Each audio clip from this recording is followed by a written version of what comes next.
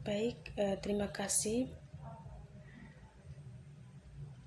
Pertama-tama, patutlah kita panjatkan kehadirat Tuhan Yang Maha Esa atas segala berkat perlindungannya, sehingga sampai saat ini kita masih dalam keadaan yang sehat. Di sini saya akan memperkenalkan diri. Perkenalkan, nama lengkap saya Dorte Nau dengan NIM 1723030012, Prodi Sosiologi, Fakultas Ilmu Sosial dan Ilmu Politik, Universitas Nusa Cendana Kupang.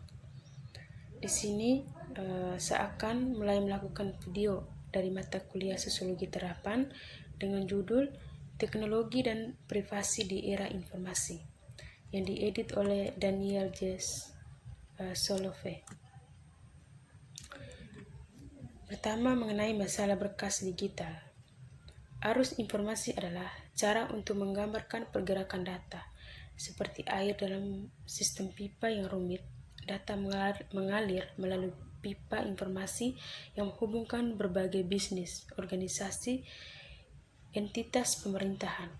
Pertama, informasi sering mengalir antara database komputer besar perusahaan sektor swasta. Data mengalir dari sistem pencatatan publik pemerintahan ke berbagai bisnis di sektor swasta. Memang banyak perusahaan yang membangun database mereka dengan mengambil data pribadi dari catatan publik. Ketiga, informasi mengalir dari sektor swasta ke lembaga pemerintahan dan aparat penegak hukum. Peningkatan file digital memiliki sehingga banyak menghasilkan kisah rumit jaringan informasi di mana informasi disimpan, dianalisis, dan digunakan dengan cara yang telah ada sejak implikasi yang mendalam bagi masyarakat. Komputer dan dunia maya memiliki banyak meningkatkan kemampuan untuk mengumpulkan, menyimpan, dan menganalisis informasi. Banyak perusahaan yang mempertahankan catatan terkomputerisasi dari preferensi pelanggan mereka, pembelian, dan aktivitas. Komputer memungkinkan pemasar untuk mengumpulkan dokumen rinci dari kinerja informasi pribadi dan menganalisisnya untuk memprediksi perilaku konsumen. Melalui berbagai teknik analitik, pemasar membangun model tentang produk apa yang diinginkan pelanggan tertentu dan bagaimana cara mendorong usia yang dikonsumsi pelanggan. Perusahaan tahu bagaimana kita membelanjakan uang kita, apa yang kita tahu tentang latar belakang etnis, agama, pandangan politik, dan masalah kesehatan. Kemudian, bahwa pemerintah secara rutin menuangkan informasi ini ke domain publik dengan mempostingnya di internet di mana saja dapat diakses dari seluruh dunia dengan memberikannya kepada individual atau perusahaan yang memintanya, atau bahkan dengan menyediakan seluruhnya database informasi pribadi berdasarkan permintaan. Berikutnya mengenai konsepsi tradisional tentang privasi. Secara tradisional, pelanggaran privasi telah dipahami secara khusus. Di dalam buku ini dapat berpendapat bahwa cara-cara memahami ini harus dipikirkan kembali untuk sepenuhnya memahami masalah dengan berkas digital. Tidak berarti bahwa pemahaman ini salah. Mereka muncul dengan masalah privasi sebelumnya dan tentu saja bisa membantu dalam memahami file digital. Tapi ini lebih dari cara-cara tradisional untuk memahami privasi dan tidak memperhitungkan aspek-aspek kunci dari masalah unik yang diperkenankan oleh era digital. Konsepsi invasi dalam pandangan tradisional, privasi dilanggar oleh tindakan invasi dari pelaku kesalahan tertentu yang dapat menyebabkan juri untuk korban. Korban mengalami rasa malu, tekanan mental, atau merusak reputasi mereka, serta hukum merespon ketika seseorang merahasiakan terungkap di dalam reputasi ternoda atau rumah diserang. Berikutnya, memikirkan kembali privasi. Berkas digital menimbulkan masalah yang signifikan, dan untuk yang lebih lengkap memahami masalah ini, Franz penggambaran Kafka tentang birokrasi dalam The Trial.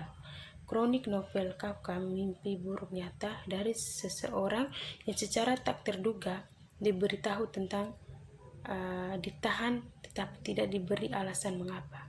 Pengadilan birokrasi menyimpan dokumen tentang dia, tetapi dia tidak memiliki akses ke informasi ini. Di sepanjang sisa, protagonis atau tergoda untuk mencari tahu mengapa pengadilan tertarik pada hidupnya. Berikut mengenai nilai informasi pribadi.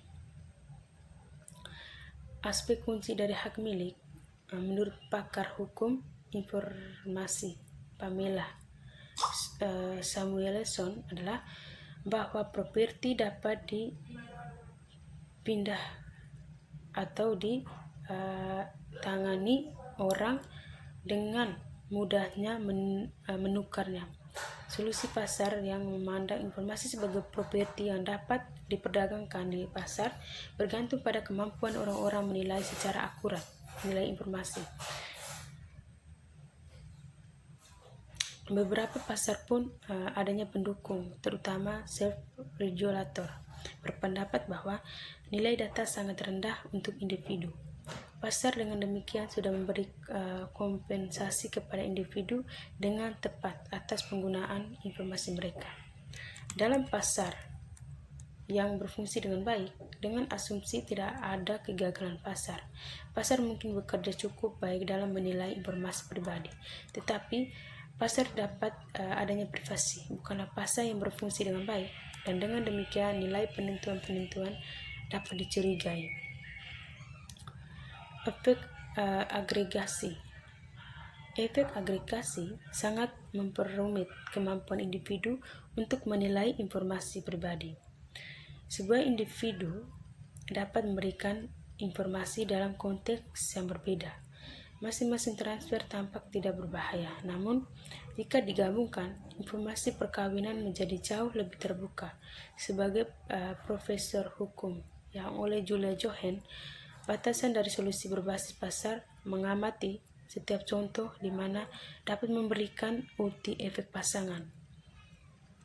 Penggunaan masa depan yang tidak pasti dalam potensi penggunaan informasi pribadi pada masa depan terlalu luas dan tidak diketahui untuk memungkinkan individu membuat aplikasi penilaian tepat.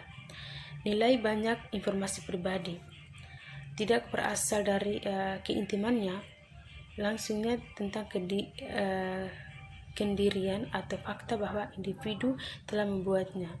Sebaliknya, nilai adalah kemampuan untuk mencegah orang lain mendapatkan kekuasaan dan menguasai seseorang.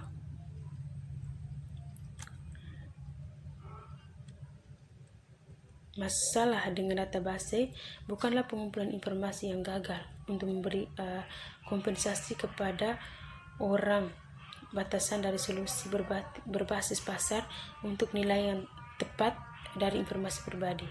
Masalahnya adalah kurangnya adanya kontrol, kurang pengetahuan tentang bagaimana data akan digunakan pada masa depan, dan kurangnya partisipasi mereka dalam proses tersebut. Bukan itu hanya cukup untuk memungkinkan orang menjual informasi mereka, melepaskan semua hak untuk itu, dan mengizinkan perusahaan untuk menggunakan sesuai keinginan mereka. Dan ini memberikan orang-orang dengan jenis pertukaran semua atau tidak sama sekali yang mungkin mereka lakukan untuk diambil ketika mereka tidak menyadari bagaimana informasi dapat mungkin digunakan di masa depan. Para pendukung pasar waspada terhadap regulasi pemerintahan karena dapat mengancam merebut pilihan individu. Mereka berpendapat bahwa orang harus melakukannya bebas untuk mengontrak sesuai keinginan mereka. Jika orang ingin menyerahkan pemerintahan, seharusnya tidak secara paternalistik mengatakan bahwa ia tahu terbaik. Pendukung pasar berpendapat bahwa orang mampu membuat keputusan rasional tentang informasi pribadi mereka dan hukum seharusnya tidak ikut campur.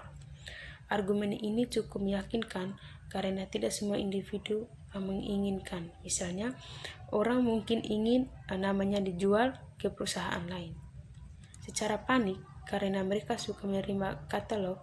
Para pendukung pasar demikian bertujuan untuk mempertahankan pilihan individu. Masalahnya, bagaimanapun adalah bahwa pasar saat ini gagal menyediakan mekanisme untuk memungkinkan individu dalam melaksanakan informasi yang bermakna pilihan. Sekian pemaparan video dari saya. Terima kasih.